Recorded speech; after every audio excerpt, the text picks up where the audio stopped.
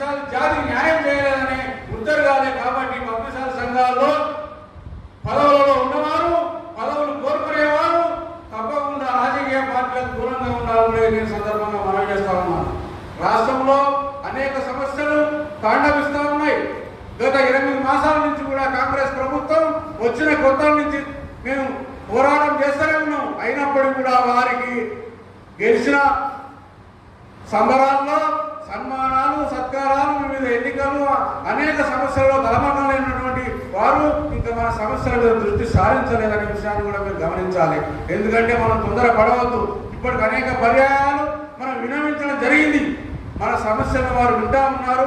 తప్పకుండా ఈ ప్రజాప్రభుత్వంలో చేనేత కార్మికులకు న్యాయం జరుగుతుందనే విశ్వాసం నాకు మాత్రం ఉంది. తప్పకుండా నేను ఆ దిశగా ప్రయత్నం చేస్తానని కూడా ఈ సందర్భంగా మీ అందరికీ హామీ ఇస్తా ఉన్నాను.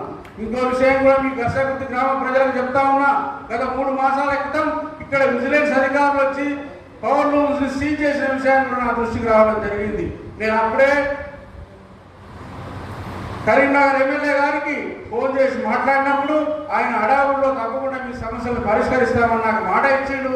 తప్పకుండా నేను మన ప్రమాణ స్వీకారం చేసినాడే బండి సంజయ్ గారికి ఫోన్ చేసి అపాయింట్మెంట్ కూడా అడిగినా వచ్చే 15 రోజుల్లో నేను తప్పకుండా కరీంనగర్లో మేము కలుస్తాం, మీ సమస్యలు వింటామని చెప్పిండు.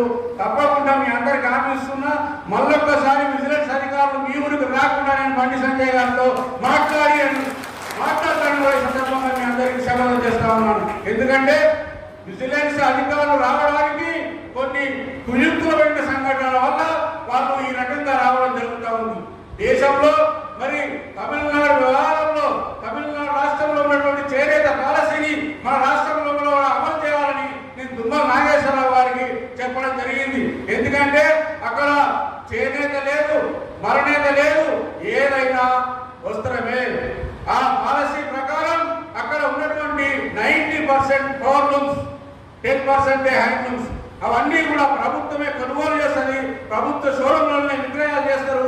అదే విధానాన్ని, అదే పాలసీని మన తెలంగాణలో కూడా అమలు చేయాలని, తప్పకుండా అమలు చేసే విధంగా మనం రూపకల్పన చేయడానికి తెలంగాణ చేనేత ఐక్య వేదిక ఎల్లవేళ కృషి చేస్తుందని కూడా ఈ సందర్భంగా మనవి చేస్తా ఉన్నాను.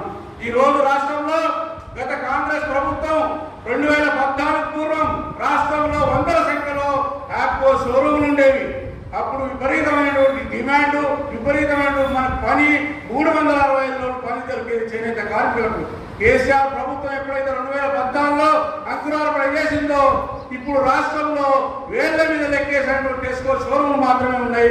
మొత్తం ఆస్తులని తెగనమ్ముకున్నారు, షోరూములను తీసేశారు.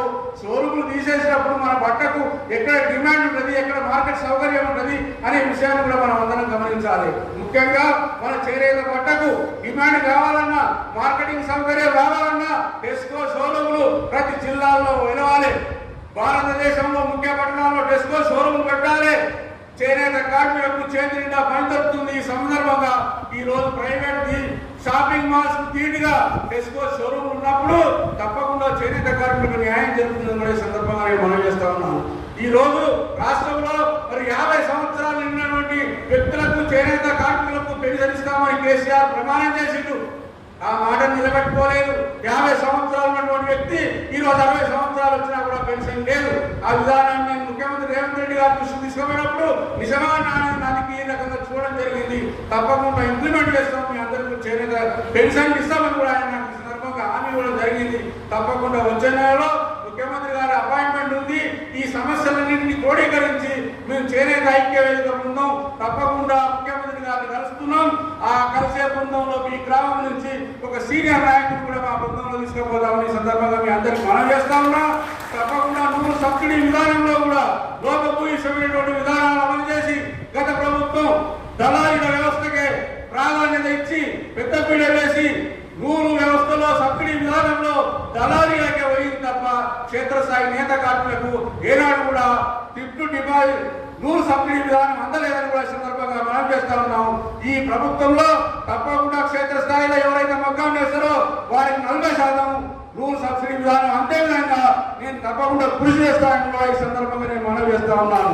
ఇన్ని విషయాల మీద ఇక్కడ మీరు నాకు ఒక నివేదిక ఇవ్వండి. ఈ గ్రామంలో ఎన్ని పవర్ రూమ్స్ ఉన్నాయి, ఎంతమంది చేనేత కార్మికులు జీవనం సాగిస్తున్నారు, ఈ రిపోర్ట్ అంతా ఒకటి నాకు రాసి పంపండి. తప్పకుండా నేను ఇది నివేదికలో పొందుపరుస్తా. ఈ గ్రామానికి వీలైనంత తొందరలో ఈ ఇంత పెద్ద గ్రామంలో పరిశ్రమ ఉన్నటువంటి గ్రామానికి చేనేత శాఖ మంత్రిని తీసుకొచ్చి ఇక్కడ మీ సమస్యలను పరిష్కరింపజేయడానికి నేను ఆయన కోరుకొస్తాను కూడా ఈ సందర్భంగా మీ అందరికీ హామీ ఇస్తూ ఇంత పెద్ద సభను నిర్వహించి మా అందరినీ పిలిచి మాకు ఆత్మీయంగా పలకరించి ఇంత సమూహంగా మీరందరూ ఇచ్చేసి మాకు గౌరవం చేకూర్చి అతిథి మర్యాద చేసినటువంటి మీ గ్రామస్తులందరూ కూడా హృదయపూర్వక నమస్కారాలు ధన్యవాదాలు తెలియజేస్తూ వేడుకుంటా ఉన్నాను. జై చేనేత, జై పద్మశాలి.